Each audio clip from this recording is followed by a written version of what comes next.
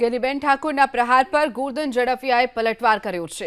કોંગ્રેસમાં જે પાર્ટીમાંથી ગેનીબેને જે આક્ષેપો લગાવ્યા હતા તેને લઈ ગોરધન ઝડફિયાએ પ્રતિક્રિયા આપી। ગોરધન ઝડફિયાએ પલટવાર કર્યો છે। કોંગ્રેસમાંથી ભાજપમાં ગયેલા નેતાઓને લઈ ગેનીબેનના પ્રહાર સાચવવાની જવાબદારી તો તેમની છે તેવું ગોરધન ઝડફિયાએ કહ્યું છે। પરિવારના સભ્યોને સાચવો, બીજાને કેમ દોષ આપો છો તેવી વાત પણ ગોરધન ઝડફિયાએ કરી છે। કોંગ્રેસમાંથી ભાજપમાં ગયેલા નેતાઓને લઈ ગેનીબેને જે પ્રહાર કર્યા હતા તેને લઈ ગોરધન ઝડફિયાએ જવાબ આપ્યો છે। આરોપ પર પ્રત્યારોપ સામે આવી રહ્યા છે। હું માનું છું કે સાચવવાની જવાબદારી તો એના પરિવારની છે। પરિવારના છોકરાઓને સાચવે લઈને ભાગી જાય અને ક્યાંય આશરો મેળવે તો બીજાને શું કામ દોષ દો?